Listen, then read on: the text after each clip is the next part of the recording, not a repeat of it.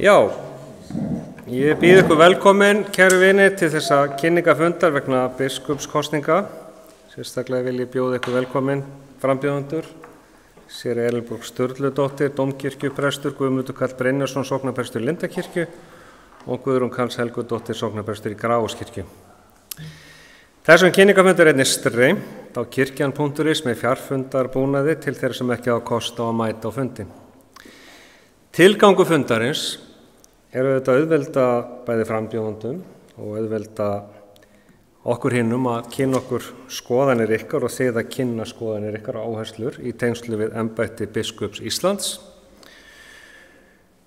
Yfirskrift þessa kynningafundar er Kirkja í kviku samfélagshræringa, áskoranir og tækifæri, samtals- og kynningarfundur.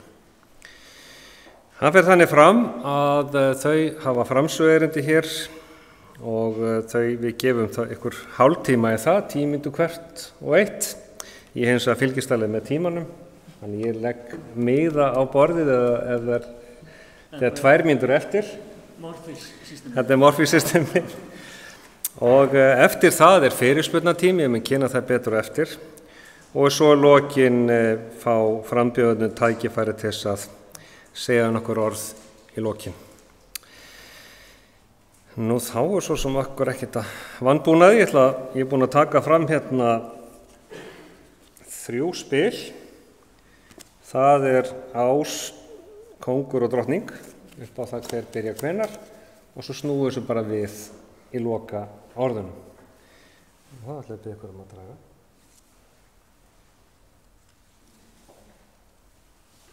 Og hvað segir þið? Hvernig fór þetta? Það er kóngurinn, kóngur nr. 2. Er þetta Nólo eða Grand? Ég er með ásinn. Nú er með ásinn, já, það er ekki hérna Nólo núna. Nei, þannig að Guðmundur Karl, Guðrún og Elínborg. Þá bara gjörðu svo vel. Já, Guðmundur Karl. Ég ætla að setja hérna flugstillingu síma hérna.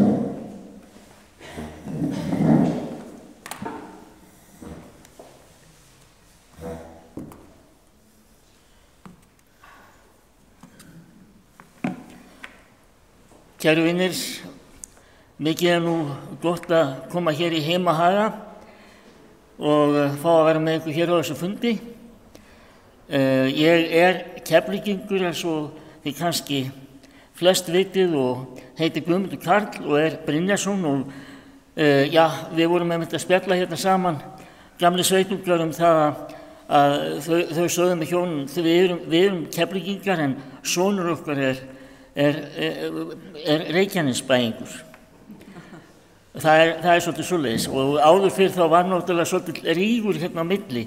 Þetta var mest í nösum á okkur en það var svolítið skemmtilegt að ég var að versla í fataverslunum sinni í Reykjavík og hitti þar gamlan og góðan Njarðvíking og við erum að spjalla saman hann og hann segir við mig í lok samtalsins: má ég taka í hendina það þegar ég kveð þig?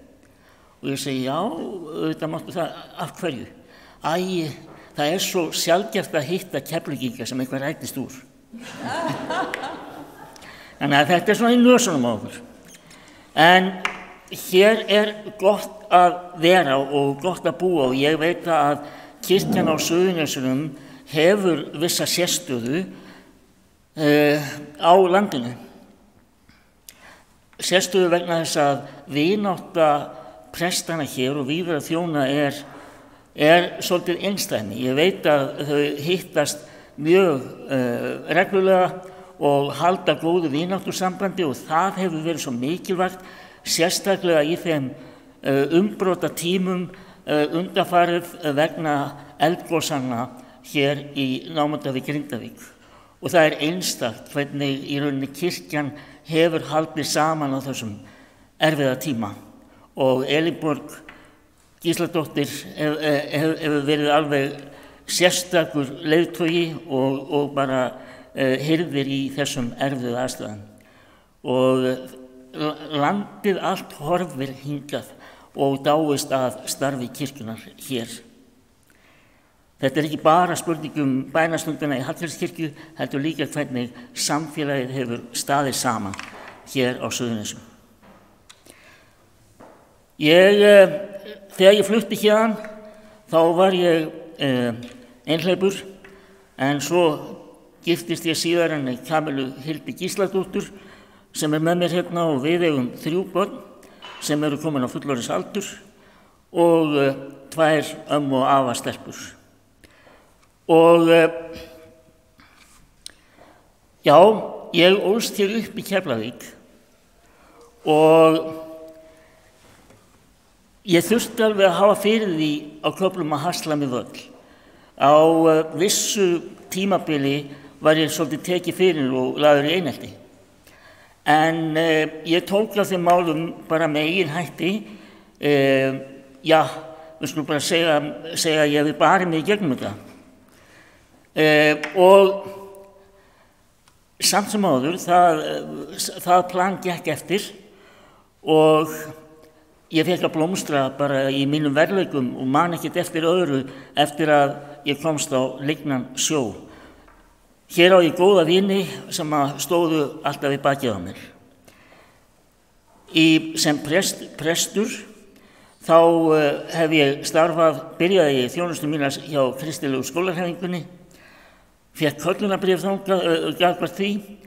Nú svo fór ég á Skagaströnd og var þar í 2 ár þjónaði og svo með stuttri viðkomu í Hjallakirkju í Kópavogi en hef þjónað Lindakirkju í Kópavogi síðastliðin 22 ár. Já, sem krakki hér í Keflavík þá var svolítið djúpt á trúarstrengin í mér, þó ég hafi fengið trúarlegt uppeldi, verið kendar bænir og kunni trúarjátninguna bara pínulítill og allt það, en samt sem áður ég tengdi ekki við það að þetta hefði eitthvað með daglega líf að gera beinarins.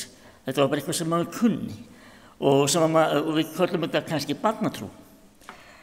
En svo var það á unglingsárunum að þá lenti ég svolítið í vesinu með sjálfa mig og leitaði þá í bænina og í rauninni var það bænin sem var lykillinn að því að ég opnaði hjarta mitt fyrir Guði og trúni.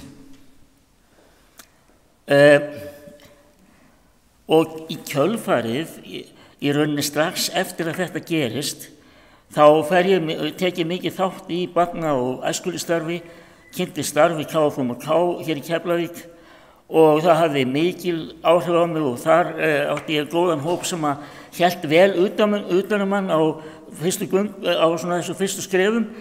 Ég var ekkert að auglýsa en ég mætti stundum á fundi hjá þeim og geymdi flöskun út í skafli og fór svo út á djammið á eftir. En svo þetta síðast smám saman inn og ég náði tökum á lífinu. Ég vil nefna að á stefnumótafundi sem var haldinn á vegum kirkjuþings árið 2021 þá var unnið í umræðuhópum hvað væri brýnast að vinna, hverju væri brýnast að vinna að í framtíðinni í kirkjunni. Og það var númer 1, var það barna- og æskulýðsstarf. Og leið og ég býð mig fram til biskups, þá vil ég leið vekja athygli á því frumkvæði sem ég hef haft í rauninni á þessu mikilvægasta sviði. Það var einn afi sem hringdi mig áðan, sem átti fermingarbarn hjá mig fyrir einhverjum árum síðan og hann sagði, þú ert allt of hófær með þessa hluti.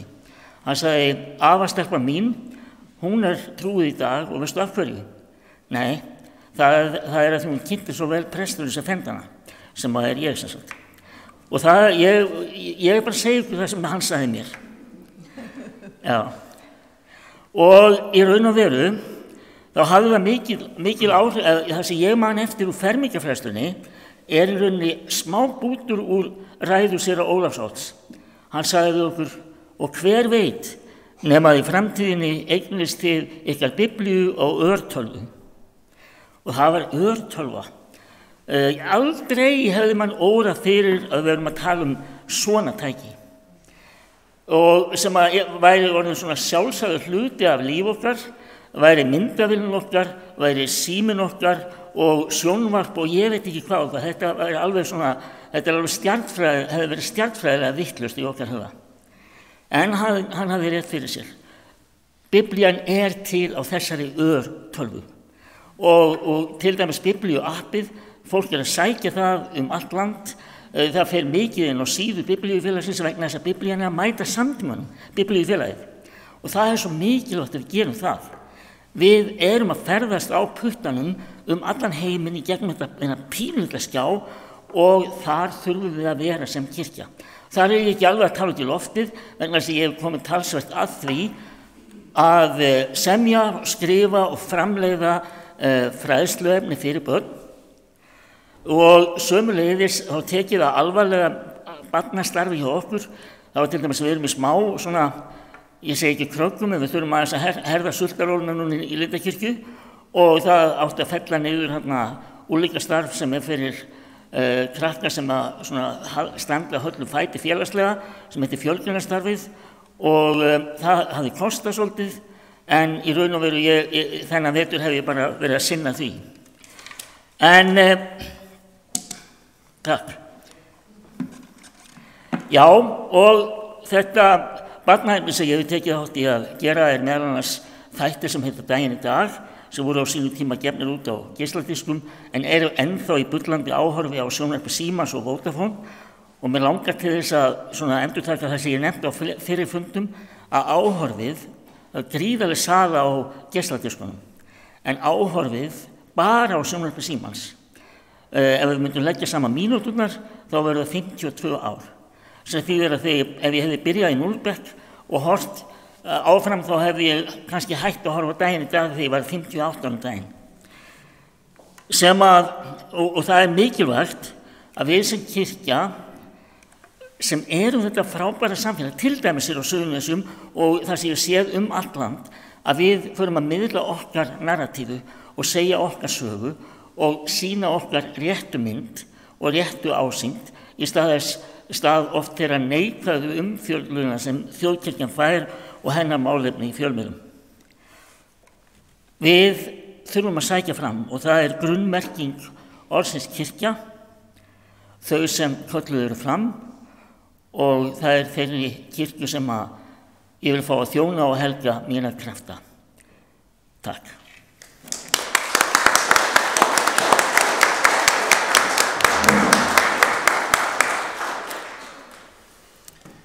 Þeir eru greinilega orðin svolítið rúteinur í þessu og átti 90 sekúndur eftir í 10 mínútum. En það var að séra Guðrún Karls Helgadóttir gera svo vel. Takk fyrir. Komið sæl. Ástæðan fyrir því að við erum hér í dag svo að við brennum öll fyrir kirkjunni okkar.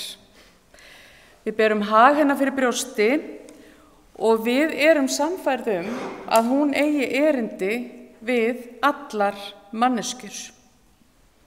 Það bjart yfir kirkjunni þessa dagana og það bjart hér inn í þessari kirkju í dag. Ljósið streymir hér innu í þetta opna rými. En það sérstaklega bjart yfir kirkjunni vegna þess að nú ganga fermingabörnin inn kirkjugólfið víðast hvar í sínum fallegu hvítu kyrtlum og jafnvel með krosstáknið rakað í hársvörðin. Já, þau bera krossin með reisn og eru stolt af honum. En unga fólkið okkar, þau eru ekki bara framtíðin, þau eru nútíðin. Og það mega ekki aðeins vera orðin tóm að hátíðastundum, heldur þurfa verkin að tala. Og það grundvallarforsenda fyrir nýliðun í kirkjunni. Ég gef kost á mér til embættis biskups Íslands vegna þess að ég vil leiða kirkju sem í sókn. Ég vil leiða kirkju sem á sinn sjálfsagða stað í samfélaginu, kirkju sem virt vegna þess að hún býður upp á andlega næringu, dýpt, en líka öruggt skjól í amstri hversdagsleikans. Kirkju sem hlúir að hinu heilaga. En kirkjan einmitt þannig. Söfnuðir landsins bjóða upp á ákaflega fjölbreytt og gott starf allt land, helgihald, athafnir á stórum stundum lífsins, en ekki síst afar öflugt og faglegt sálgæslustarf. Ég veit hvað þetta starfi er dýrmætt og þess vegna vil ég hlúa að þessu starfi. Ég veit hvað það er unnið að mikilli fagmennsku og ég vil hlúa að þeim sem að vinna þetta starf. Kirkjan gegnir einstöku hlutverki í samfélaginu og hefur stöðu sem engin önnur félög eða samtök hafa með sama hætti og það hefur komið svo vel í ljós í þessu prófastdæmi og verið einstakt að fylgjast með því hvernig þið, söfnuðirnir hér, hafið slegið skjaldborg Grindvíkinga eftir að eldsumbrotin hófust. Og sóknarpresturinn í Grindavík, séra Elínborg Gísladóttir, hefur staðið í ströngu en gert þetta allt svo vel og fallega. Takk Elínborg.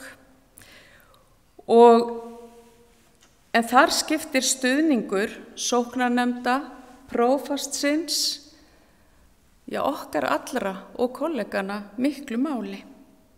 Þau sem búa á þessu svæði þekkja það hvernig það er að lifa við óvissu vegna náttúruhamfara og þar hefur kirkjan, sem eru þið og við, það hlutverk að styðja, styrkja og veita skjól og finna nýjar leiðir til þess að koma til móts við fólk í fjölbreyttum aðstæðum. Og það kann kirkjan. En hvers vegna ættu að treysta mér fyrir þessu hlutverki? Ég ætla að segja ykkur aðeins hver ég er.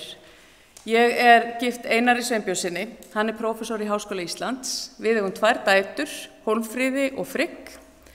Og Hólmfríður er gift Bjarka og þau eiga 2 dætur, Viðju og Esju. Ég er alin upp í kirkjulegu umhverfi. Afi minn var prestur í Kjósinni en ég er alin upp í Kópavogi. Að mestu leyti fyrir utan það að ég bjó 2 ár í Hnífsdal sem barn, sem var afar gott. Ég strauk að heiman þegar við ætluðum að flytja það, því ég vildi alls ekki flytja í borg óttans. En við fluttum og ég var í sveit meira og minna öll sumur frá 10 ára aldri og alveg fram á unglingsárin og þannig að rætur mínar liggja bæði í sveit og borg. Ég hef þjónað sem prestur í 2 áratugi, vígðist í Svíþjóð inn í sænsku kirkjuna árið 2004 í janúar og ég þjónað sem prestur og sóknarprestur í fjölmennum söfnuði undanfarið 16 ár og áður var ég prestur í úthverfi í Gautaborg í Svíþjóð og í svona litlum landsbyggðasöfnuði fyrir utan Gautaborg. Þá hef ég setið á kirkjuþingi 2 kjörtímabil, átti sæti í stjórn prestafélagsins í mörg ár, auk fjölmargra annara nefnda og stjórnarstarfa fyrir þjóðkirkjuna og þar á meðal héraðsnefnd þar sem ég hef átt sæti í mörg ár. Ég hef lokið framhaldsnámi í prédikunarfræðum í Svíþjóð og í Bandaríkjunum og eftir að ég lauk framhaldsnámi þá kenndi ég prédikunarfræði við Háskóla Íslands í guðfræðideildina í nokkur ár.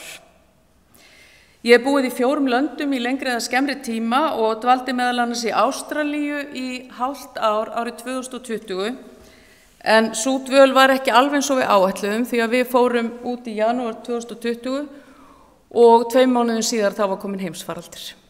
Þannig að ferðin var svolítið öðruvísi eða dvölin en ég nýtti hana vel og ég skrifaði bókina Í augnhæð sem að Skálholts útgáfa gaf út sama ár. Í þjónustu minni sem prestur hefur það nýst mér best að leggja áherslu á samstarf, samvinnu og samtal.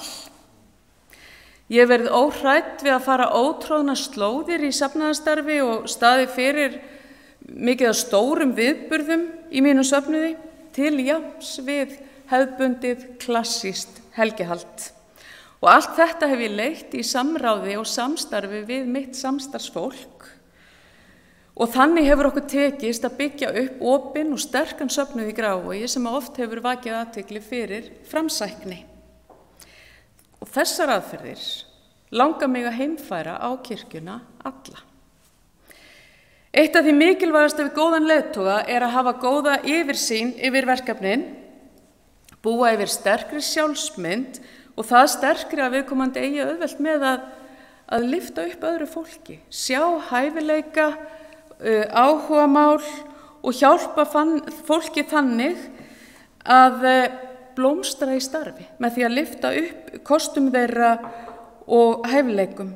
Og þetta hefur reynst mér vel í mínu starfi og ég á auðvelt með að leita ráða annara og það er svo mikilvægt að biskup sé með góða ráðgjafa í öllum málum, ráðgjafa á öllum aldri og ekki aðeins trúsystkini eða skoðanasystkini, heldur einmitt fólk með ólíkan bakgrunn og fólk sem ólíkt biskupnum sjálfum. Biskup hirðir hirðana, það að segja biskup hirðir allra vígðra þjóna kirkjunar, en biskupin ekki síður hirðir alls kirkjufólks og þeirra sem vilja þiggja það. Og ég lít ekki svo á að hlutverk biskups sé að vera foreldri með allt fólkið í fanginu, heldur jafningi sem tekur þátt í gleði og sorg í lífi þjóðarinnar, ávallt. Sem hirðir á biskup að vera óhrædd eða óhræddur við að stíga fram og taka virkan þátt í samfélagsumræðu. Ég þarf að tala hraðar.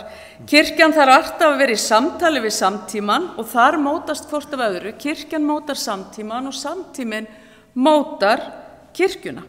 Og það koma upp málefni sem eru erfið og sársaukafull og flókin og krefjast viðhorfsbreytinga og það kallar á siðbót í kirkjunni. Og ein slík siðbót var til að mynda þegar við samþykktum eina hjónavígslu fyrir alla og ég stolt af því að hafa tekið virkan þátt í því. Undanfarin ár hafa gríðarlega breytingar átt sér stað í þjóðkirkjunni og segja má hún sé að fóta sig í gjörbreyttu landslagi. Kirkjan hefur nú tekið við öllum sínum málum og einnig öllum sínum fjármálum og í byrjun september var ný stjórnskipan samþykkt í þjóðkirkjunni og sú stjórnskipan að mörgu leyti lík þeirri verkaskiptingu sem ríkir í söfnuðum landsins á milli sóknaprests og sóknarnefndar.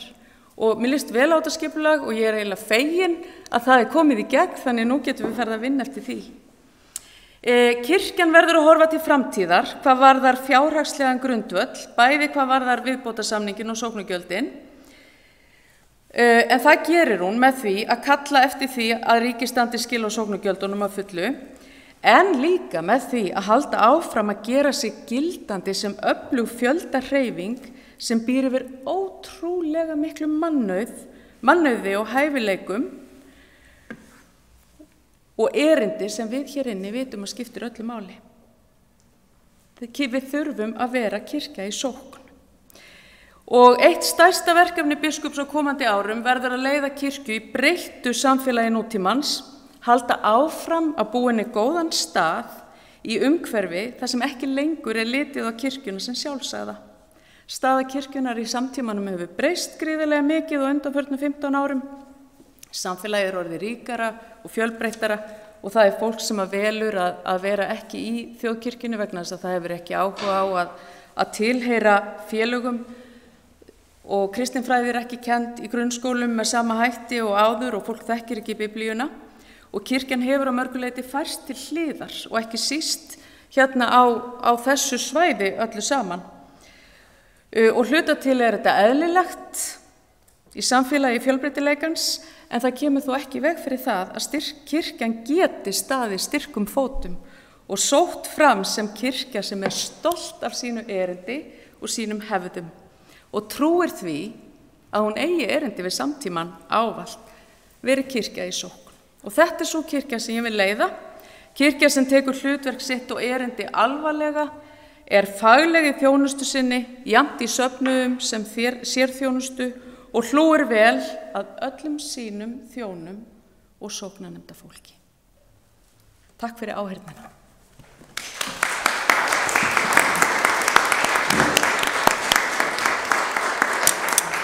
Takk fyrir séra Guðrún og þá bið ég sér Elínborgu Stuldóttur velkomna í pontu.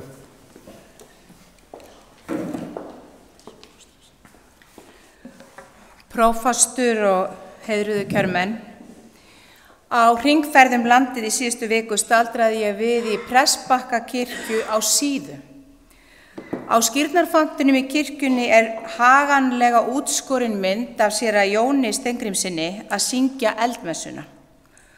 Og á annarri hlið fontsins fólk í langri halarófu að yfirgefa torfbæinn sinn og eldurinn og eimirjan stíga til himins. Það hafa aldrei fyrr verið jafn margir hér á landi sem af einhverjum ástæðum hafa yfirgefið heimili sitt, af því að þeir gátu ekki búið þar áfram. Skaftáreldar höfðu djúp áhrif á sjálfsmynd Skaftfellinga og það hefur mikil áhrif á sérhvern einstakling að taka sig upp og halda út í óvissuna. Við vitum að andspænis ógnum náttúrunnar við mannfólkið afskaplega smá. Við lifum í og með náttúrunni og henni verður ekki stjórnað. Þetta hafið þið ykkar sem búið á Reykjanesi nú þegar kynnst af eigin raun. Þegar við stöndum frammi fyrir erfiðleikum og áföllum, reynir á þrautseigju okkar og styrk. Þá getur trúin verið það haldreipi sem við þörfnumst til að komast í gegnum móðuna sem þrengir að, í gegnum brimið og framhjá voðaskerjunum sem geta grandað okkur.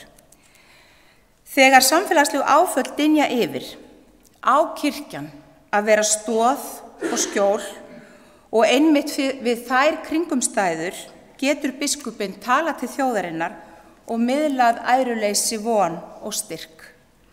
Og hann á að uppörva vígða þjóna, vítt og breitt landið, svo þeir geti boðað fagnaðarerindið og miðlað trúnni á þann hátt að hún verði ungum sem öldnum til gagns í hversdagslífi sínu og hafi hugrekki til að takast á við verkefni lífsins. Við vitum mæta vel að vanlíðan og kvíði herjar á marga. Og það flókið að vera manneskja í flóknum heimi.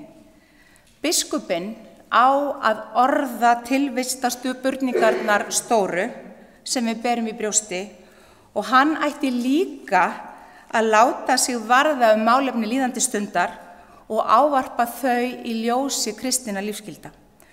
Og biskupinn ætti ávallt að vera talsmaður þeirra sem höllum fæti standa í tilverunni. En biskupinn ekki einn og á ekki að vera einráður, heldur alltaf í samtali og samráði við aðra. En nú langar mig að segja ykkur aðeins frá sjálfri mér. Ég landsbyggðarstelpa, snæfellingur að ætt og uppruna og alin upp í Stykkishólmi. Og við krakkarnir ólumst upp við jákvæða afstöðu til kirkju og kristni og náin tengsl voru á milli þjóðkirkjunnar, Hvítasunnu-safnaðarins og kaþólska klaustursins. Þannig að góð og átakalaus sambúð kirkjudeildanna var okkur krökkunum eðlileg og ól með okkur heilbrigt umburðarlyndi fyrir ólíkum kirkjulegum hefðum. Þegar ég var 15 ára þá fór ég að heiman til að fara í framhaldsskóla og ég lauk stúdentsprófi frá MR, fór svo til Frakklands að læra frönsku og svo innritaðist ég í heimspeki og lauk BA-prófi í þeirri grein og síðar kandídatsprófi í guðfræði. Ég hef stundað framhaldsnám á sviði guðfræði og heimspeki og lokið diplómanámi í sálgæslu. Ég félagslynd að eðlisfari og frá barnæsku hef ég verið mjög virk í félagsmálum. Ég sat í stjórn stúdentaráðs á námsárunum, var í stjórn Prestafélags Íslands í allnokkur ár. Ég hef setið í stjórn siðfræðistofnunar í 8 ár. Ég var í fulltrúaráði Hjálparstarfskirkjunnar og í stjórn Hjálparstarfsins. Ég hef setið í héraðsnefndum bæði á Vesturlandi og núna í Reykjavíkurprófastsdæmi vestra og ég fulltrúi á kirkjuþingi og sit í nokkrum nefndum á vegum þjóðkirkjunnar. En nú ætla ég að segja ykkur aðeins frá fjölskyldunni minni. Ég gift Jóni Ásgeiri Sigurvinssyni, presti og kennara við Háskóla Íslands. Og meðan hann var í doktorsnámi þá bjuggum við fjölskyldan í Þýskalandi og einn vetur dvöldum við í Danmörku sem skiptinemar og við eigum 3 börn á aldrinum 16 til 26. Og nú víkur sögunni á prestskapnum. Ég vígðist til Grundarfjarðar fyrir rúmlega 20 árum og starfaði þar í 5 ár og var svo sveitaprestur í Stafholti í Borgarfirði í áratug og síðustu 5 ár hef ég verið dómkirkjuprestur í Reykjavík. Þannig ég þekki vel aðstæður í Sjávarþorpi, sveit og borg.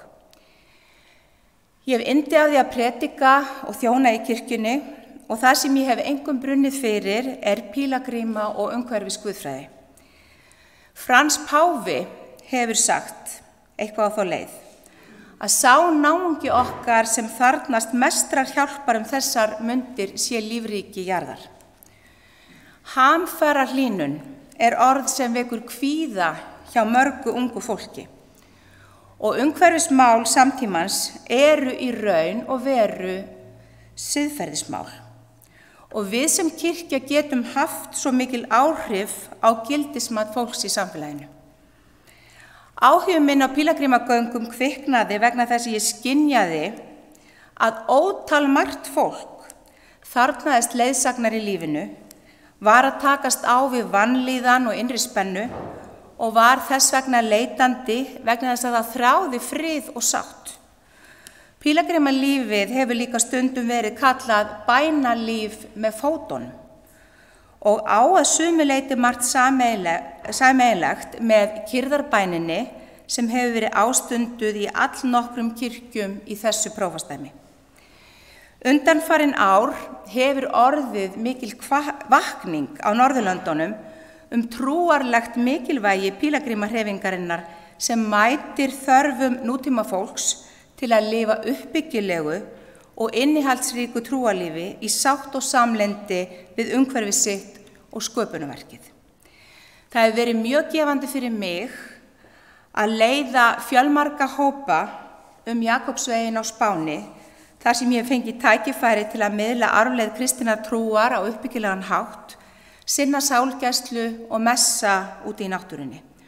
Og ég hef orðið vitni að því að fólk hefur endur uppgötvað trú sína og jafnvel lífsgleði. Þessar ferðir eru svo sannarlega mannbætandi upprisugöngur, göngur í átt til innihaldsríkara og betra lífs og styðja því í víðtækum skilningi við aukna lýðheilsu þar sem hugað að andlegri og líkamlegri vellíðan.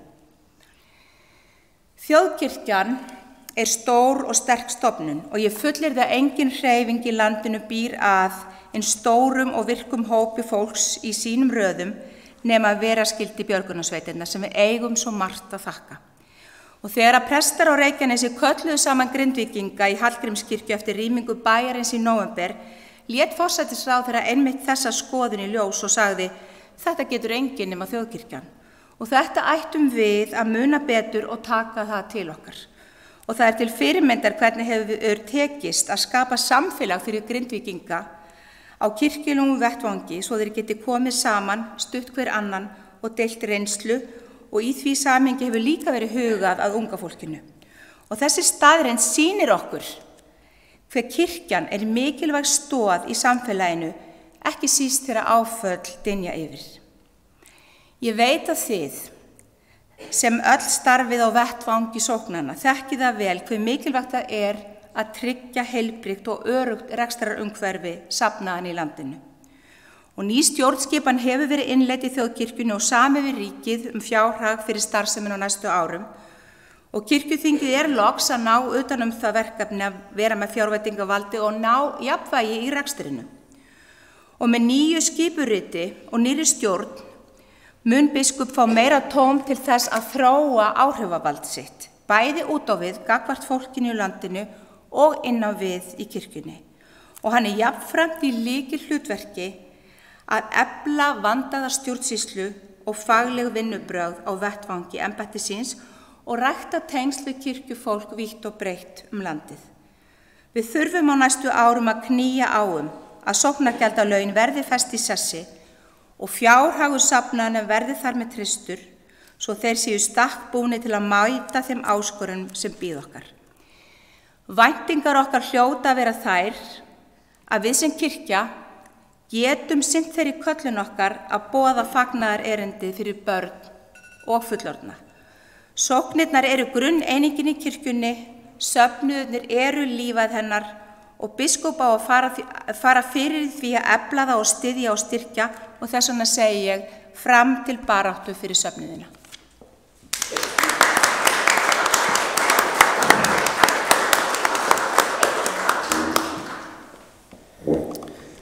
Takk hérlega þau öll þrjú.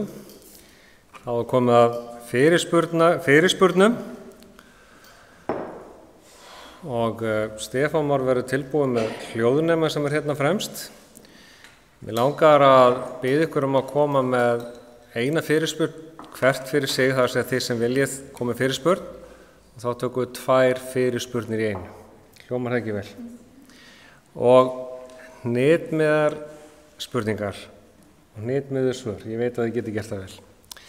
Við höfum alveg góðan tíma til korter yfir 6 en orðið er laust.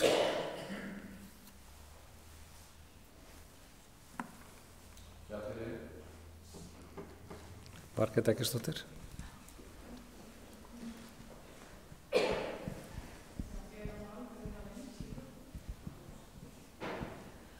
Já, takk fyrir góð erindi, gott að hitta ykkur svona fyrir. Verst að geta ekki kosið ykkur öll þrjú. En það hefur verið mikið talað æskulýðsstarf og að þurfa að sinna ungmennunum. En hvað með foreldrana og hvað með ömmurnar og afana? Ég hef verið í starfi þar sem að fólk kemur inn í kirkjuna af þörf. Það á ekki trú, það er eitthvað reitt út í Guð og það er með alls konar viðhorf. Þekkir ekki Guð, það kann ekki að biðja, það þekkir ekki Biblíuna eða sögurnar og veit ekkert hvað orðin þýði í Biblíunni. En með því að vera með því í sínum vanda og í sínum erfiðleikum, hafa Guð með í verki, þá lærir það. Það er svo margt og mér finnst einmitt pílagrímagöngurnar eru hluti af því að styðja þetta fullorðna fólk. Hvað hafið þið hugsað ykkur með fullorðinsfræðslu sem hefur dottið ansi mikið niður síðan eftir hrun? Já.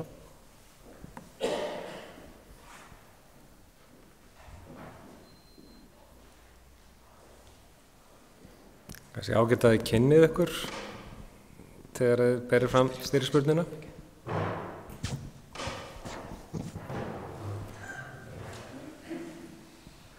Komið sæl. Ég er með spurningu. Já, kannski Helga, kannski ég sér að kynnir þið fyrst. Ég heiti Helga Kolbeinsdóttir. Já. Og hún hljóðar svona í stefnu þjóðkirkjunnar. Þar er tekin skýr afstaða gegn einelti, kynferðislegri áreitni, kynbundinni áreitni og öðru ofbeldi. Og því miður er það raunveruleiki innan kirkjunnar líkt og annars staðar í samfélaginu að reglur að koma upp mála þessum toga.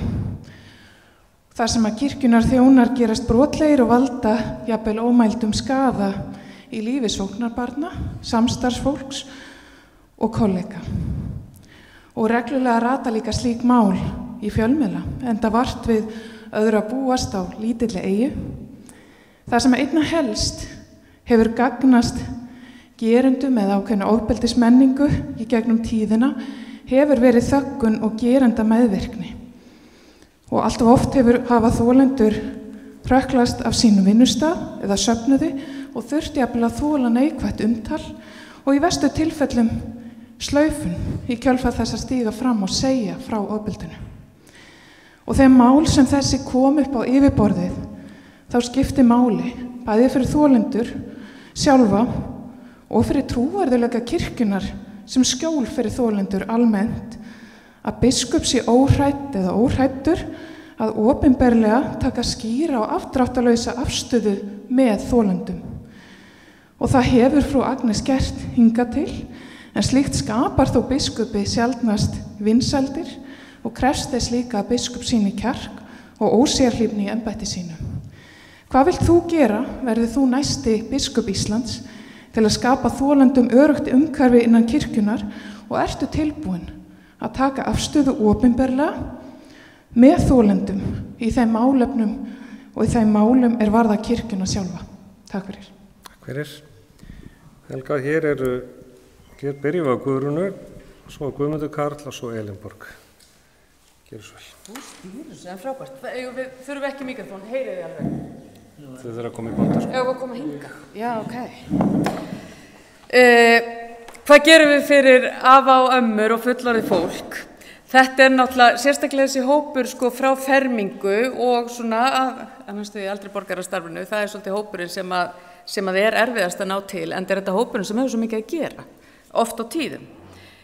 Og það náttúrulega kannski helst að ná fólki, eða nálgast fólki gegnum starf með ungum börnum til að byrja með, og síðan það náttúrulega allt það mikla starf sem að kirkjur að bjóða upp á margar, til dæmis eins og djúpslökun og hitt og þetta, við þekkjum þetta. En það samt vaxandi vandamál í samfélaginu okkar, og það einmanaleiki. Það einmanaleiki og það fólk sem eitt, fólk sem í allskyns krísum, og þar getur kirkjan komið mjög sterkt inn. Og til að mynda þá höfum við verið með það sem kallað vinaverkefni í Grafarvogskirkju, að við að bjóða fólki að gerast vinir kirkjunar og gerast vinir innbyrðis, og þannig smám saman að bæta við fleira fólki í kringum kirkjun okkar, en líka bjóða upp á samfélag þar sem þú getur hitt fólk í kirkjunni þinni og tengst í gegnum ólík áhuga mál og ýmislegt annað þess háttar sem í boði.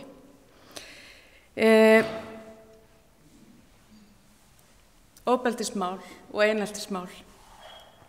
Fyrir mér þetta svo sjálfsagt. Agnes hefur staðið sig vel í þessum málum, hún hefur komið þeim á góða leið. Það hefur kirkjuþing gert líka með því að einmitt setja stefnumótun og búa til starfsreglur í kringum þessi mál, og það mjög mikilvægt að því sé fylgt eftir. Og það náttúrulega þannig að þegar manneskja verður fyrir ofbeldi þá stendur kirkjan með viðkomandi, þá stendur biskup með viðkomandi. Það bara einfalt. Og ég búin að starfa lengi sem sóknarprestur í mjög fjölmennum söfnuðum með mikið af starfsfólki og mikið af fólki, þá koma upp allskyns mál. Og þegar erfið mál koma upp þá þarf að taka á þeim leið og þau koma upp. En það þarf líka hjálp sérfræðinga í þessum málum við að leysa þessi mál, og þess vegna skiptir svo miklu máli að það sé gert faglega og það sé gert vel og það sé hlúð að öllum þeim sem málið varða. Takk. Takk fyrir Guðrún, þá að Guðmundur Karl.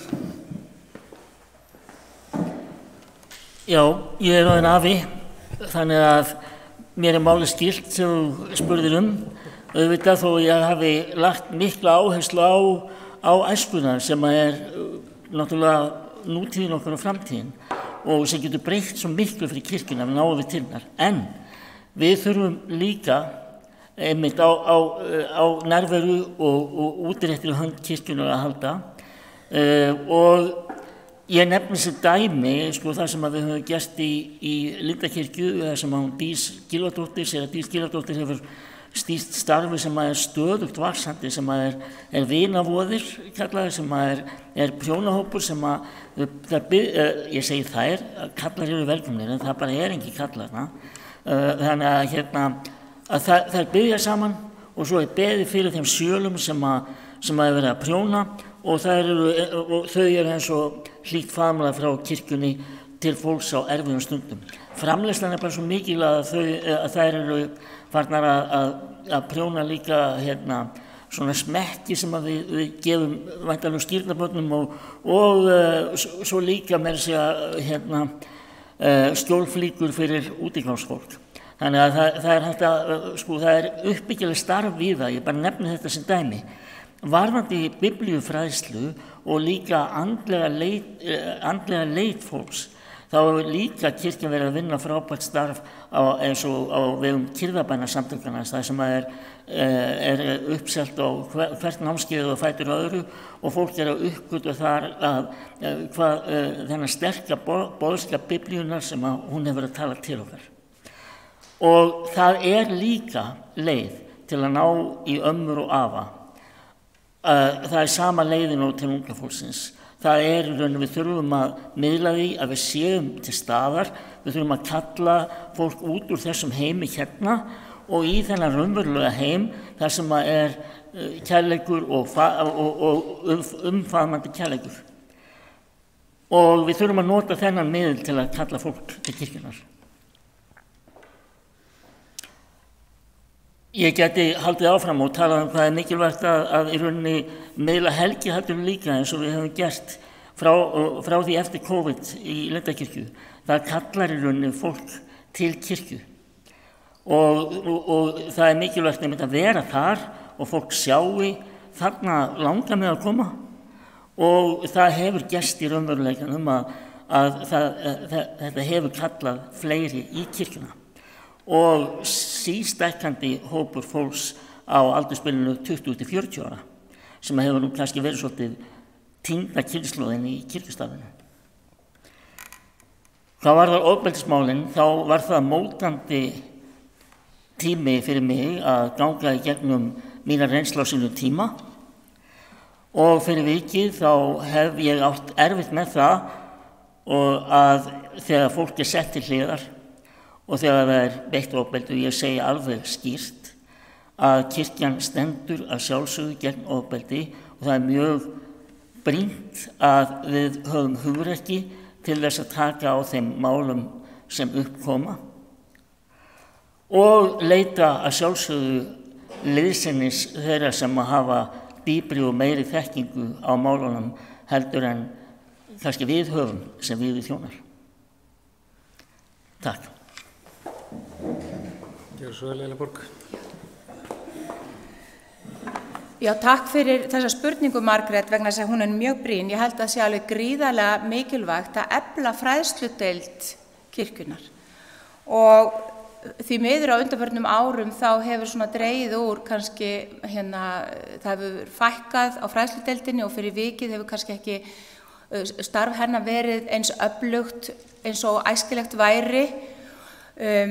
Ég alveg sammálaður því að það þarf ekki einungis að hlúa að æskulýðsmálunum heldur líka fyrir fólk á öllum aldri og þetta þarf náttúrulega að gera gangskur í því að skapa þannig efni af hálfu þjóðkirkjunnar sem aðgengilegt og einfalt í notkun fyrir söfnuðina til þess einmitt að mæta fólki á öllum aldri þannig að sé auðvelt fyrir prestana og starfsmenn safnaðana, djáknana og alla þá sem starfa á vettvangi kirkjunnar að í raun og veru að skapa samfélag sem uppbyggilegt samfélag þar sem fræðsla og sem byggir fólk upp.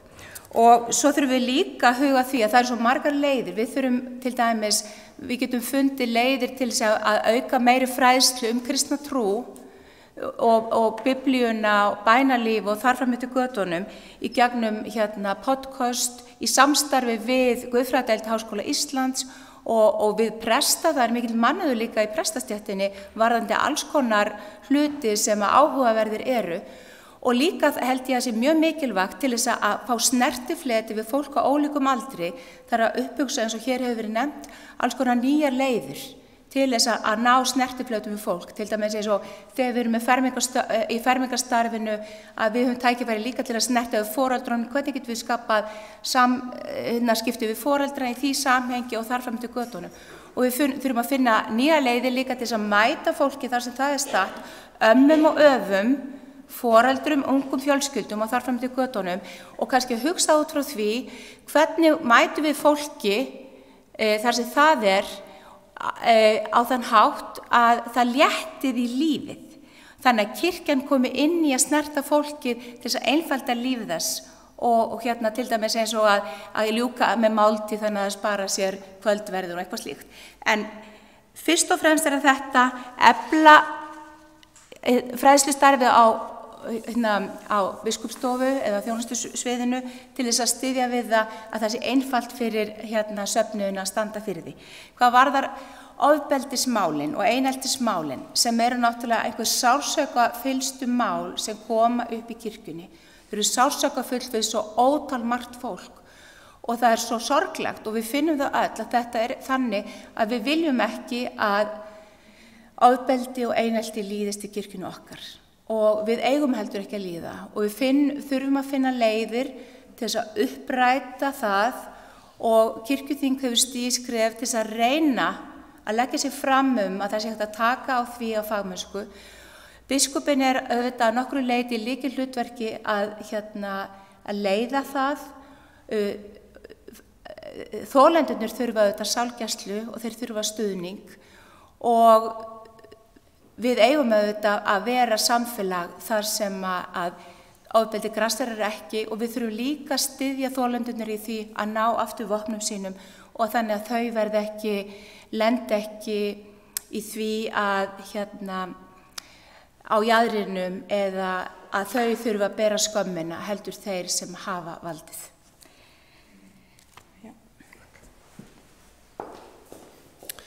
Já, takk fyrir bara hnitmiði svör til svona, mér sýnist þið þurfa svona 1,5 mínútu fyrir hverja spurningu, þannig að ég bara passa upp á það, en fyrirspurnir og sal, gjöru svo vel.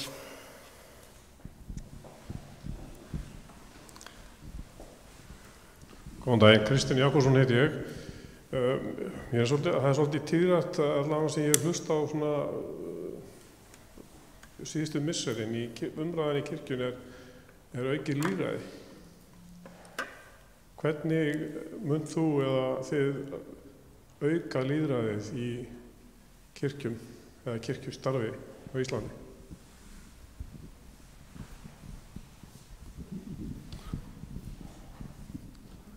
Já, Ólafur heiti ég. Svona ein lítið spurning. Hvernig viljið þið auka sýnileika og þá náttúrulega jákvæða hátt biskupsembættis?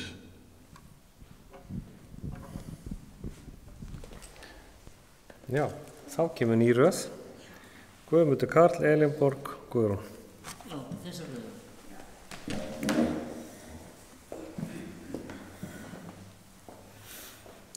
Að auka lýðræði hlýtur að felast í því að tala við kirkjuna og tala við heimafólk til dæmis á hverjum stað.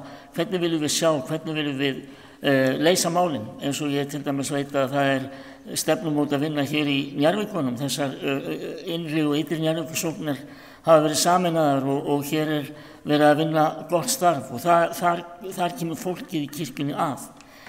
En að auka lýðræði hlýtur að vera að kalla stærra þýði að, eða það er segja auka þann líf sem kemur til kirkju og kærir sig þá að hafa áhrif á starfinnar og hafa rödd.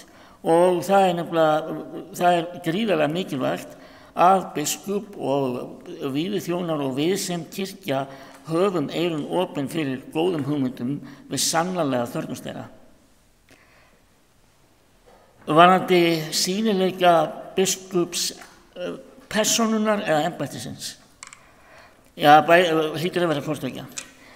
Það er mjög eðlilegt að biskup svari því kalli þegar er beðið álit á samfélagsmálum, en ekki bara sitja og bíða eftir því. Vegna þess að kirkjan þarf líka að skapa sér rödd. Og það er ég enn og aftur að tala það að við þurfum hreinlega að nýta það torg sem við höfum, eins og kallinn á kassanum sem tók með sér appelsínkassan og stóð á honum og predikaði við fólkinu á torginu.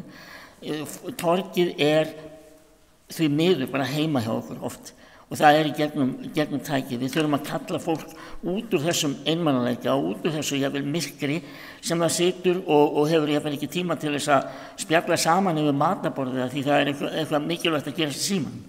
Við þurfum bara að nýta þennan miðil til þess að í rauninni kalla fólk til samfélags og þarna hefur bara skiptið miklu máli að hafa yfirsýn og í rauninni hafa stefnu varðandi það og í rauninni til dæmis í samhengi við þetta efni sem ég hef verið að gera og framleiða þá hef ég fengið reynslu og hef ágætt nef fyrir hvað er að hitta, en þetta byggir ekki bara á einni persónu, þetta þarf að vera alltaf samstarfsverkefni okkar að miðla þeim frábæra boðskap sem við höfum.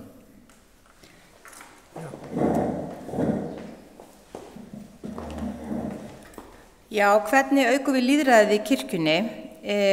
Það eru náttúrulega margar leiðir til þess og kannski ein leiðin svo að efla leikmannastefnuna þar sem að leikmenn koma saman til þess að tala sínum málum sem snúa að þeim á kirkjulegum vettvangi. Það hefur auðvitað oft verið þannig að í svona kirkjulegu samhengi ef að fólk kemur saman, sem sagt prestar, djáknar og leikmenn, að prestar hafa haft tilhneigingu til þess að láta mikið á sig bera, þannig að kannski að þeir sem eru virkir í kirkjunni halda sér til hlés, og þessu þarf auðvitað að breyta og það þarf að efla leikmennina, eins og við köllum fólki sem starfar á vettvangi kirkjunnar og eru óvígða þjóna kirkjunnar, í því að hafa hugrekki til þess að tjá sig málefni kirkjunnar. Og nú líka kallað eftir auknu lýðræði í kirkjunni, til dæmis að því leytinu til hverju koma að vali á biskup Íslands, og ég hef nú sagði þá í Seljakirkju á mánudaginn að ef við vildum fjölga í þjóðkirkjunni þá ættum við að leyfa öllu þjóðkirkjufólki að velja biskupinn, en hvort þetta æskileg skref veit ég ekki, en enga síður búið að setja upp það búið að ákveða að það verði sett saman nefnd á vegum kirkjuþings sem skoðar kosti þess og galla, til dæmis að fleiri komi að vali á biskupi. Þetta ákveðið skref í lýðræðisátt, bara þessi hugsun að stækka hópinn. En hvernig, það sem ég vildi sagt að hafa meira með lýðræði, það þarf að hafa auka áhrif leikmanna í stjórn kirkjunnar. Þannig að það náttúrulega það sem þarf að gerast. Varðandi sýnileikan þá þarf náttúrulega biskupinn að vera sýnilegur þar sem þessi vænst. Auðvitað biskup mikið sýnilegur og hann þarf auðvitað að nýta þá tækni sem til staðar í dag, bæði á samfélagsmiðlum og opinberu rými, til þess að ekki kannski í þeim tilgangu einungis að vera sýnilegur, heldur til þess að hafa eitthvað til málanna að leggja. Þannig að það sem heyrist frá biskupi sé eitthvað sem fólk tekur eftir og uppbyggilegt og gagnlegt í þjóðfélagsumræðunni. Það raunverulega góður sýnileiki fyrir ekki einungis biskupinn, heldur fyrir alla þjóðkirkjuna. Þannig að kirkjan standi í keik, stígi fram og hafi hugrekki til þess að halda á lofti kristnum lífsgildum í opinberu rými í samfélaginu, og við höfum verið óbangin það.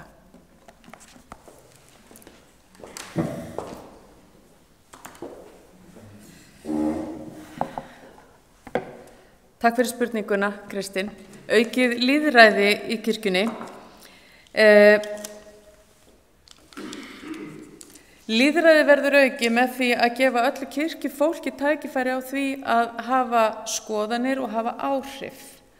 Og það gerum við til dæmis með því að stórir hópar taki þátt í að móta stefnu kirkjunar, sýn okkar á kirkjuna. Hvernig viljum við að kirkjan sé í framtíðinni? Að það sé ekki lítill hópur sem gerir það, heldur stór hópur. Það getum við gert með því að fjölga þeim sem til dæmis kjósa á kirkjuþing og biskup, og ég hef lagt tillögu þess efnis fram á kirkjuþingi að auka þetta lýðræði sem var ekki vilji fyrir þá, en ég held að það sé að aukast, að fólk hafi áhuga á því, og ég reyndar held að það væri ágætisleið til að fá fleiri í kirkjuna, þar að fá að hafa meiri áhrif á kirkjuna sína.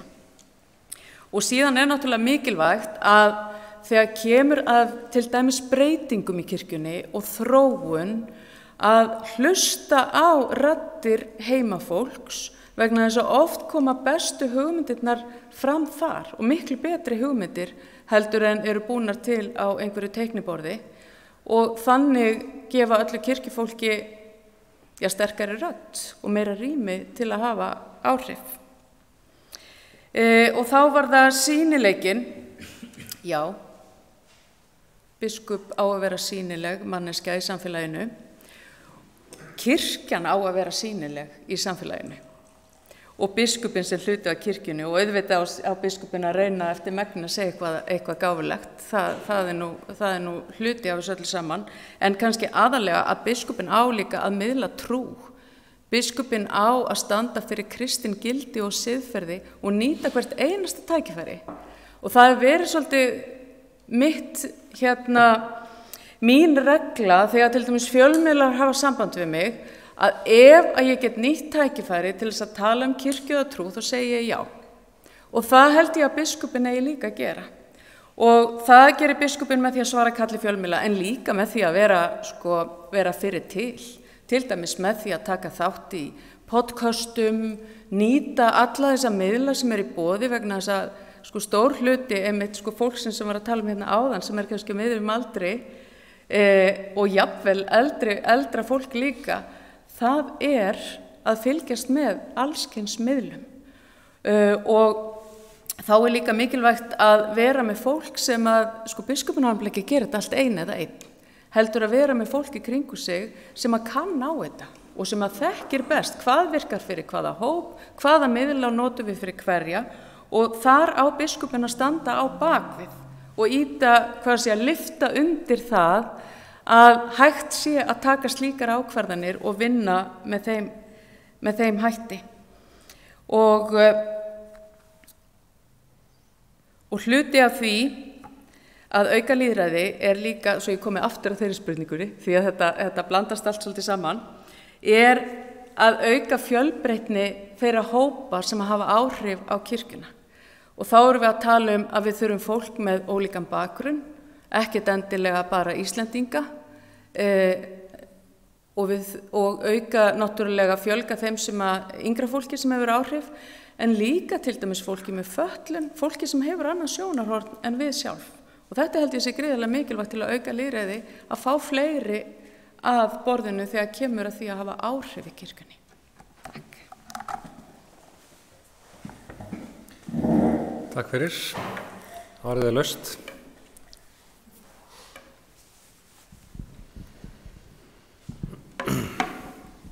Já, sælverði, ég heiti Björn Kristinsson. Kirkja í sókn í kviku nútímasamfélagi. Finnst ykkur að kirkjan eigi að breyta ímynd sinni til að vera í sókn, á biskup að vera á samfélagsmiðlum, á hann að vera á Instagram og TikTok, og hvað finnst ykkur það?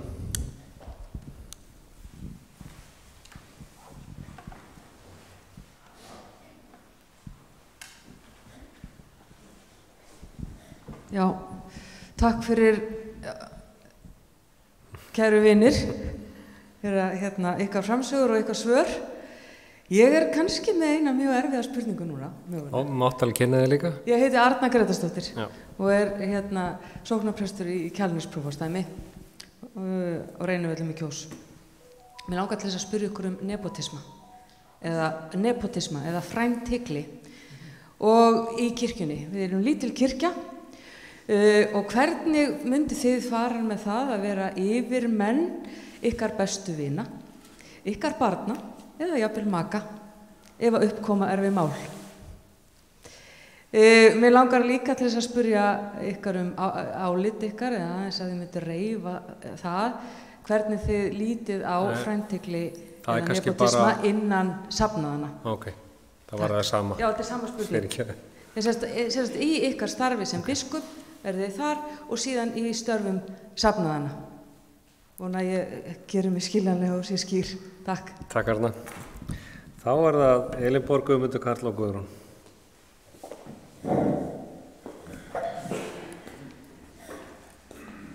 Já, takk fyrir þessa spurningu. Þetta er auðvitað bara mjög mikið umhugsunar efni í þessu litla samfélagi sem við búum í og erum öll svo tengt að auðvitað... Þetta byrja á Örnu? Já, ég byrja á Örnu, bara bregða strax við henni. Að auðvitað það þannig að ef að maður sem biskup þyrfti að taka á málum sem snerti við náin fjölskyldu tengsl, þá auðvitað það bara stjórnsýslulög í landinu sem benda mann á það að maður þarf að víkja til þess að maður brjóti ekki stjórnsýslulög ef það þarf að taka á málum sem að snerta nána ástvini, hvað sem eru börnin manns, nánir vinir manns eða makar manns. Og frændhygli auðvitað mjög óæskileg og það auðvitað mjög óæskilegt að fólki í sömu fjölskyldu, kannski dómineri kirkju eða eitthvað slíkt, sko. Þannig að ég held að sé ekki æskilegt, en auðvitað það þannig að það eru söfnuðir sem velja fólk til starfa og í raun og veru getur kannski biskup ekki á öllu leyti blanda sér inn í það þó hann skipi, en auðvitað hægt að líka að tala bara upp, að það þarf að fara fram upplýst orðræða í samfélaginu, hvað viðeigandi, hvað hæfilegt og hvað siðlegt. Þannig að við þurfum auðvitað að vera meðvituð það sem kirkja, að það óheppilegt ef til dæmis hjón eru í sömu kirkjunni eða eitthvað slíkt. Þannig að ef ég væri biskup og þyrfti að taka á máli sem að snerti frændhygli, þá myndi ég kalla eftir því að vígslubiskupar myndu leysa mig af í að leysa það mál. Varðandi kirkju í sókn, hvernig maður hvert það á að breyta ímyndinni, ég held að auðvitað þarf kirkjan að starfa í því samhengi sem á hverjum tíma. Lúther nýtti sér byltinguna sem var þegar prentið upphófst og það kannski gerði það verkum að það voru mikil áhrif sem hann hafði. Ég ekki mikil samfélagsstjarna. Ég hef aldrei farið inn á TikTok nema bara þess að horfa yfir öxlina á börnunum mínu. Ég ekki virka á Instagram. Ég svona eins og gamalmennin, ég helst á Facebook, þaðan sem unga fólki horfið. En hitt hann að mála að yrði ég biskup, þá myndi ég auðvitað kalla til mín fólk sem myndi kunna þessa list. Þetta ákveðin tegunda list. Og auðvitað verður kirkjan að nýta sér miðlana, boðunarleiðirnar sem eru í dag, en ég myndi ekki vera samfélagsstjarnan sem myndi standa fyrir þessu öllu, en að sjálfsögðu þarf kirkjan að nýta sér alla leiðir og leið og hún svíkur ekki erindi sitt og það sem hún hefur upp á að bjóða á forsendu kristinnar gilda og djúpt og nærandi og fjarri allri yfirborðsmennsku sem því miður oft svo áberandi á samfélagsmiðlum. Gjörðu svo vel, Guðmundur. Takk fyrir þessar góðu spurningar. Já, kirkja í sókn, þetta heggur svolítið í sama knérun og ég hef nefnt áður að breyta ímynd kirkjunar, það hefur gerst með tímanum. Ég held að ímyndin sem við höfum að kirkjunni, við sögum aldrei sem börn og unglingar sé búin að breytast mjög mikið á þeim áratugum sem liðnir eru síðan. Og að sjálfsögðu við að þróast bara rétt eins og samfélagið, en við verðum að vera opin og með opin augu fyrir því og með puttan á púlsinum hvað mikilvægt að gera. En það breytir ekki því að Jesús Kristur í gær og í dag og einn sami aldir. Það á þeim trausta grunni sem við byggjum og við megum aldrei hvika frá. Ég fékk hugmynd í gær þegar við vorum í samtali við Gunnar Smára á samstöðinni. Ég ætla svona næstu að heita ykkur því. Ég ætla að vera með svona þátt á samfélagsmiðlum sem á að heita biskupspeð, ef ég biskup. Og það sem að ég segi fyrir mig svona að bara eiga samtal bara alla þessa deglur sem í gangi út allt land. Takk fyrir frændhyglisspurninguna. Ég þoli ekki frændhygli og hef algjörlega starfað með það að leiðarljósi. Börnin mín hafa verið sjálfboðaliðar í starfi Lindakirkju en aldrei verið svo mikið sem sunnudagaskólakennarar. Því miður það bara ekki boðið. En þau hins vegar taka þátt í sunnudagaskólastarfi í öðrum kirkjum sem frábært. Og þetta mitt, ég sæi það ekki fyrir mér að lenda í þeim aðstæðum að þurfa að taka sérstaklega á frændhygli vegna þess að ég forðast þetta eins og heitan eldinn. Þetta í rauninni þetta svo fljótt að verða einmitt svo erfitt að taka málum leið og þú ert kannski í tvöföldu sambandi við samstarfsaðilann ef hann náinn fjölskyldumeðlimur. Með hverju mátt að standa? Þannig að það fer best á því að við forðumst þetta sem heitan eldin og það ger ég. Og í rauninni, þetta getur bara nánast verið, mér finnst þetta bara stundum verið eins og spilling. Takk.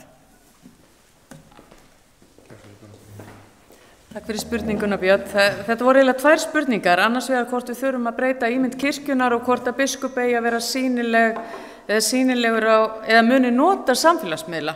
Ég kom nú aðeins inn á þetta áðan, en við þurfum að kannski ekki breyta ímynd kirkjunnar, en ég held að við þurfum að lyfta upp ásýnd kirkjunnar. Kirkjan hefur svolítið koðnað niður undanfarin ár. Það hafa verið mikið að neikvæðum fréttum í fjölmiðlum. Ásýndin okkar ekkert alltaf björt, þó hún sé oft björt í fjölmiðlum inn á milli. Og við þurfum að vinna í þessu og ég held við þurfum að gera það markvisst og af alvöru. Og það ekkert auðvelt verk í nútíma samfélagi. Það býsna flókið og þess vegna held ég að við þurfum að, eins og ég sagði áðan, að nýta alla miðla sem að bara í boði eru. Það finnst mér. En það líka ákaflega mikilvægt. Við til dæmis í Grágúskirkju höfum notað alla eða marga miðla, sérstaklega 2, Instagram og Facebook, lengi. Og leið við byrjum á því, þá settum við okkur siðareglur. Og ég held að þetta sé ákaflega mikilvægt að þegar við erum að nota sérstaklega samfélagsmiðla, að við séum með siðareglur fyrir kirkjuna og þjóna. Og þarna held ég líka að biskupsstofa geti hjálpa til með því að jafnvel búa til efni upp í hendurnar á fólki í söfnuðunum, þannig að það þurfi ekki allir að vera finna upp hjólið, allir að þurfa að vera jafnsniðugir og töff og kúl á öllum miðlum.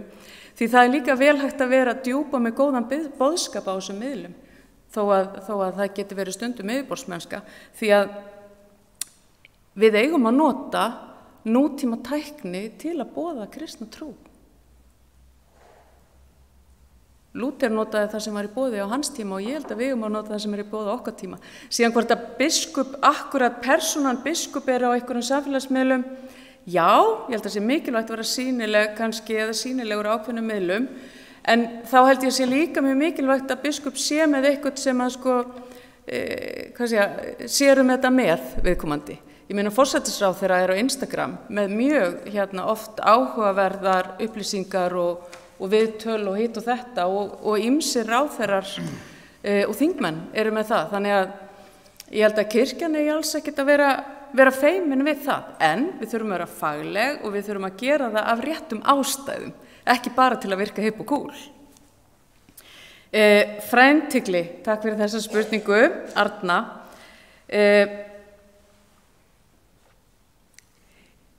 Það náttúrulega alveg sjálfsagt að biskup verður að segja sig frá öllum málum þar sem varða mögulega fjölskyldumeðlimi eða líka nána vini. Það skiptir líka máli með nána vini, því að við erum lítil stétt, við erum mörg hver náni vinir og það getur verið erfitt að taka á málum þegar vini okkar að ræða.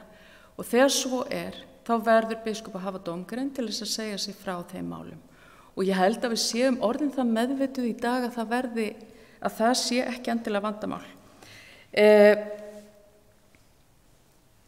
Þegar ég á mér fyrirmynd í lífinu, mann sem hefur verið skrifstofustjóri í stórri opinberri stofnun og hann hafði þá reglu að fjölskyldumeðlimir eru ekki ráðnir þar.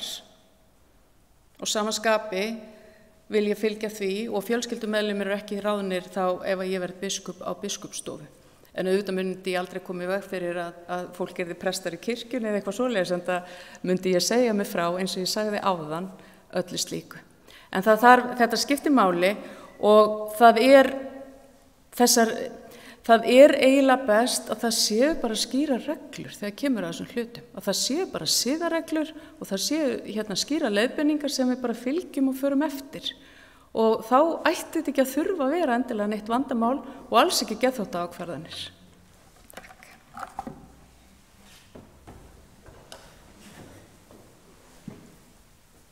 Takk fyrir.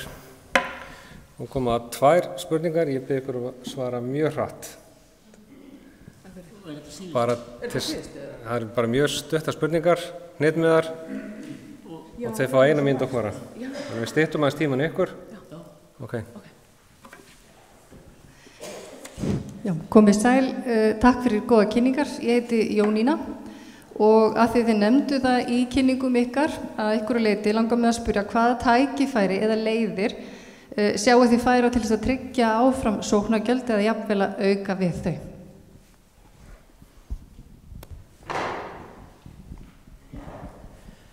Já, komið sæl, ég heiti Brynja Vigdís og prestur hér í Njarðvíkur prestakalli.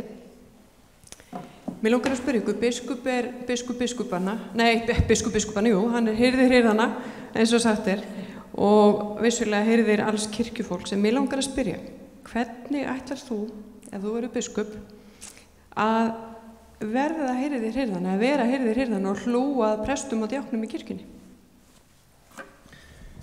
Já, mínúta á hvora spurningu fyrir sig. Guðrún Karls byrjar, Elín Borg og Guðmundur Karl. Þetta er meðalveg. Já. Takk fyrir spurningarnar. Tryggja sóknargjöldin.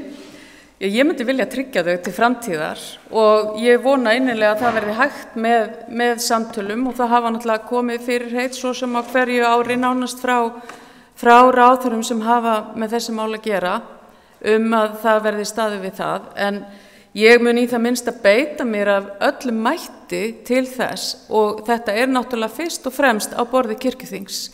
En að sjálfsögðu þá hefur biskup þarna áhrif og það skiptir máli að biskup beiti sér í þessum málum. Og ég hef svo stuttan tíma. Ég reynda með aðra hugmynd og við heldum við eigum alveg að skoða það hvort að við tökum þetta yfir sjálf. En ég ætla ekki að fara nánar út í það. Hvernig hirðir yrði ég? Ég hef verið sóknarprestur núna lengi í Fjölmennusöfnuði þar sem er mikið af fólki og ég kom svolítið inn á þetta áðan að það sem að mér finnst skipta máli er að vera leiðtogi, að eiga samtöl, samvinnu og hlúa að öllu starfsfólki í kirkjunni og eins og ég var einmitt að tala að reyna að búa þannig starfsumhverfi að fólk fái að blómstra með sína hæfileika, hverjir sem það eru. Kirkjan þarf líka að vera fjölskylduvænn vinnustaður. Fólki sem að vinnur í kirkjunni þarf að líða vel og helst að finnast gaman að koma í vinnuna og ekkert helst, það á að vera gaman að fara í vinnuna og sérstaklega að því að prestar til dæmis og djáknar þau annast oft mjög þungt og erfitt starf en það er samt alveg hægt að hafa gaman í vinnunni og þar er ýmislegt sem hægt er að gera til dæmis með því að styðja og styrkja að fólk eigi samstarfsfólk, að fólk sé ekki eitt einhver staðar að reyna að finna upp á einhverju nýju með sjálfum sér á hverjum degi og það verður hlutverk biskups ef að ég fæ ykkur að ráða núna áfram þegar þar að kemur að fá fólk með á vagnin að við upplifum við séum í sama liðinu, við erum að fara í sömu átt okkur langar til að kirkjan okkar sé góð, falleg og skemmtileg með besta boðskap í heimi og svo reynsla sem ég hef að vinna með fólki, hún mun nýtast mér mjög vel til þess að halda þessu áfram. Er ég búin með tíma? Já. Okay. Ég veist að ég á 2 eftir. Þá er það Elín Borg.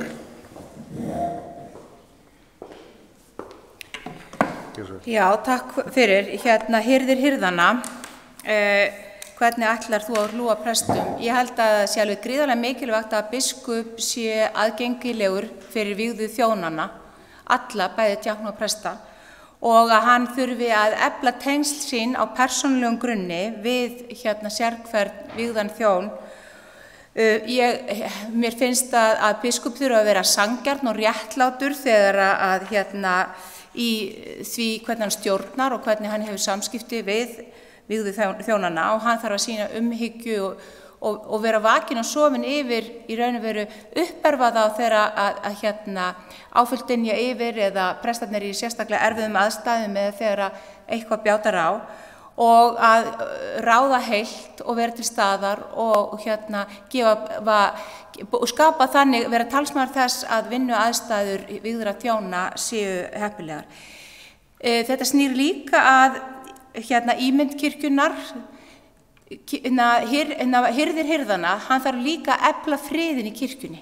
Hann þarf að vera í góðum tengslum við kirkjuþingið og þá sem að leiða söfnuðina, og það getur hann gert með vísitasjum sínum og líka með persónulegum tengslum í gegnum bara síma og svoleiðis, heimsóknum. Og biskup þarf að efla það að allt kirkjufólk snúi bökum saman til þess að vinna að haga kirkjunnar. Varðandi sóknargjöldin, þá held ég að biskup þarf að beita sér ásamt kirkjuþinginu því að gefa þetta ekki eftir. Og ég held líka að það sé mjög sterkt ef að fólk á vettvangi safnaðana myndi láta í sér heyra, tengja sig eins og sóknarsambandi var að reyna að gera, að sækja fram og knýja á það að þetta verði ekki gefið eftir. Og ég held að það sé miklu öflugra ef þetta kemur líka frá fólkinu í söfnuðunum, og það sé ekki einverðungu biskupi þó hann eigi að beita sér og sínum tengslum, en þetta skiptir líka miklu máli að söfnuðirnir sýni það að þeim sé algjörlega misboðið, að það sé ekki staðið við gerða samninga. Er ég ekki búin? Já. Gjörðu svo.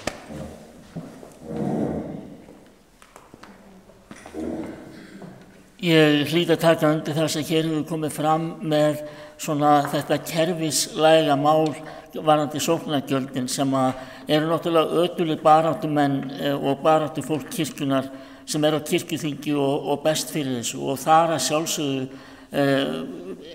biskupinn með og verður að vera með. Hvernig ætti hann að geta annað?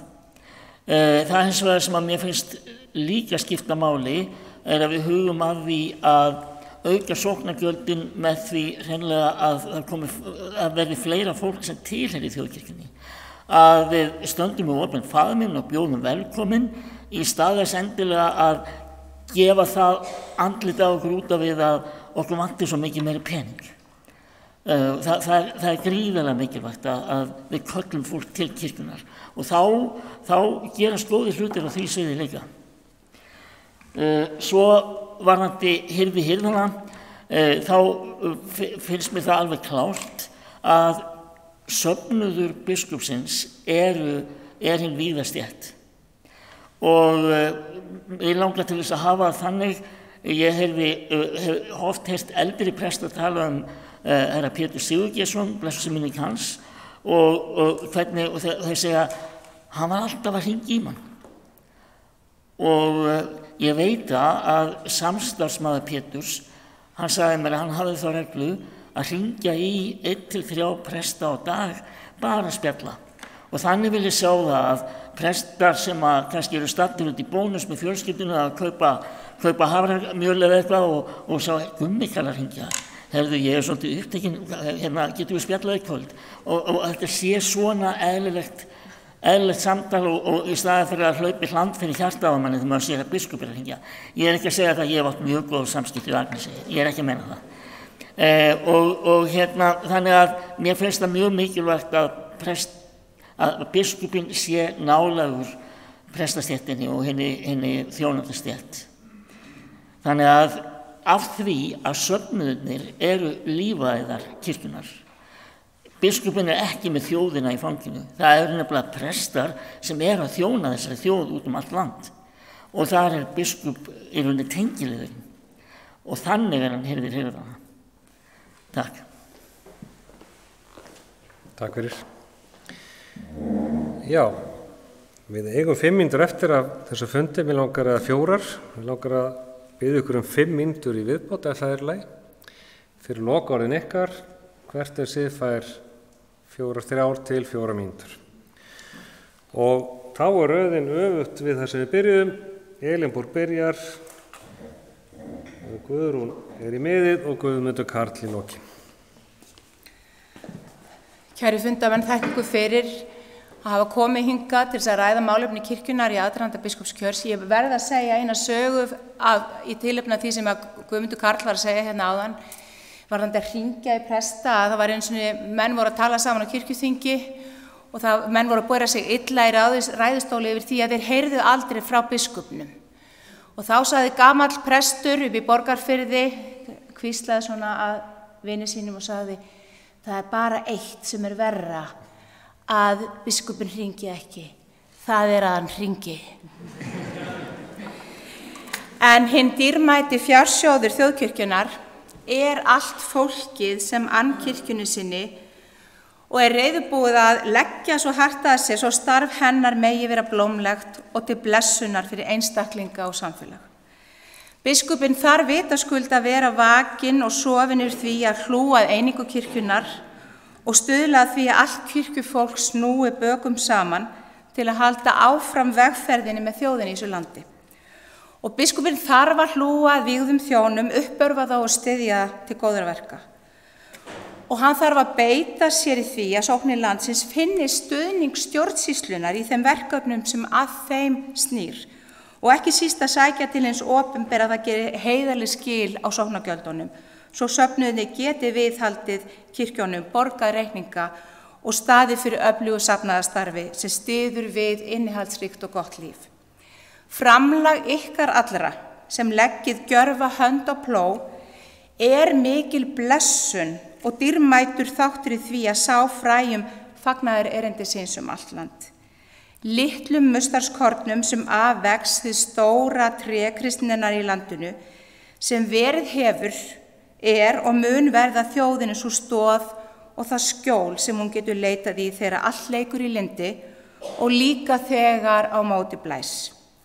En við megum ekki gleyma því að stofn þessa trés er Kristur og engin og ekkert annað. Nú er dymbilvikan gengin í garð og við fáum tækifæri þess að lifa okkur inn í atburði hennar. Við fáum upp í hendurna túlkunarlykil að því að vera manneskjur í breyskum heimi.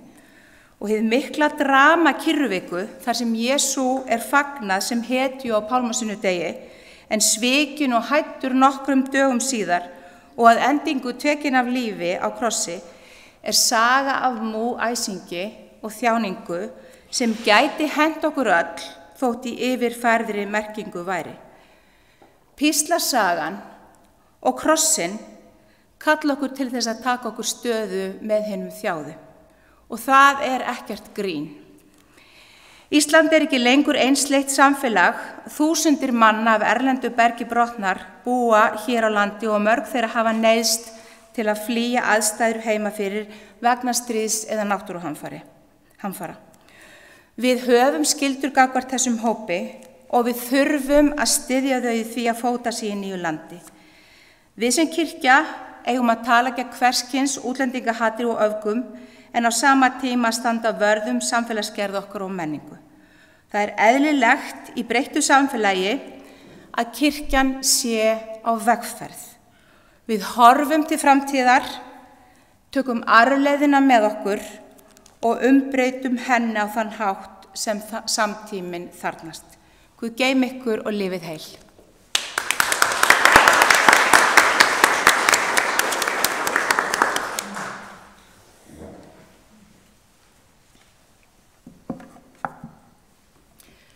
Undanfarið hef ég rætt við mikið af kirkjufólki og það er svo einstakt að hitta fólk vítt og breitt landið sem er að sinna kirkjunni í sínum frítíma. Það er ekki sjálfsagt og við þurfum öll að forgangsraða tímanum okkar og við eigum ekkert alltaf og mikið af honum. Og þetta er sjálfboðin þjónusta sem að biskup þarf að hlúa að og veita þeim sem að reka söfnuði landsins þann stuðning sem þau þurfa á að halda. Þegar ég verið að ræða við kirkjufólk undanfarið þá er þrennt sem að hefur borið hæst í aðdraganda biskupskjörs þegar kemur að því hvað fólk vill bæta í kirkjunni.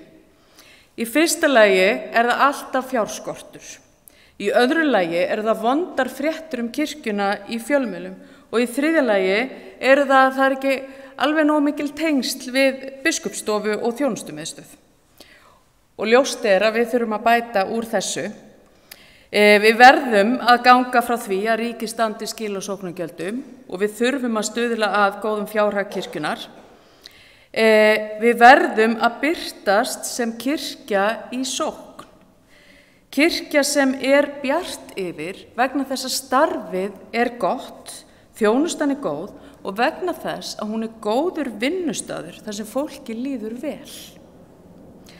Og þá vil ég að biskup verði með færanlega skrifstofu, þar að segja höfuðskrifstofan verði í Reykjavík, en að biskup siti í öllum landslutum, 1 viku á ári og þannig færist biskupsþjónustan og biskupsembættið nær fólkinu. Boðleiðirnar styttast, það er miklu auðveldara að hringja í biskup eða senda tölvupóst þegar þú ert búin að spjalla við viðkomandi. Auk þess sem að biskup nærist að fjölbreyttu helgihaldi á ólíkum stöðum á landinu og þar með vil ég færa biskupsembættið nær ykkur. Og ég vil ljúka þessu á því að þakka ykkur öllum þá mikilvægu þjónustu sem að þið innið af hendi og bið Guð að blessa ykkur í leik og starfi. Takk fyrir.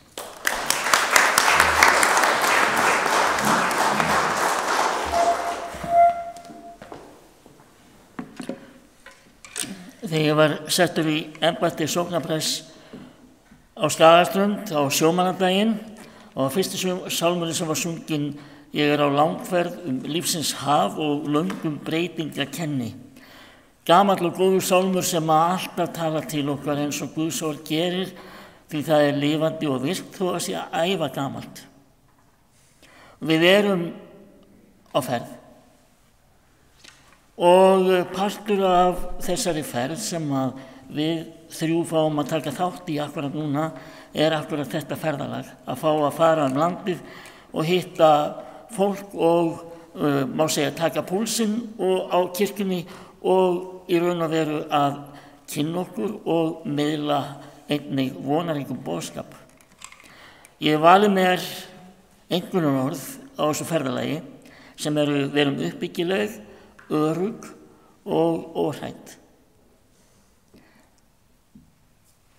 Við höfum þeim boðskap að miðla sem sá besti sem völ á. Að svo elskaði Guð heiminn að hann gerðist mannsbarn, gerði sig háðan mönnun manna, hugsið ykkur. Og svo horfum við til framtíðar, til páskana, þar sem við fögnum að það er einmitt þetta mannsbarn sem fyrir okkur og fyrir kærleika sinn sigraði ilsku og hatur og sjálfan dauðan. Við erum uppbyggileg kirkja sem miðlar elsku Guðs til allra og sýnir kærleikann í verki. Við erum örugg kirkja sem byggir á traustum grunni orðsins, játninganna og kærleika Jesú Krist og við erum óhrædd kirkja sem felur Guði alla hluti og þiggur það hugrekki sem andinn og bænin veita og tekst þannig á við allar hindranir og áskoranir. Ég þakka ykkur kærlega fyrir fundin og yndislegt að sjá ykkur og verum Guði falin.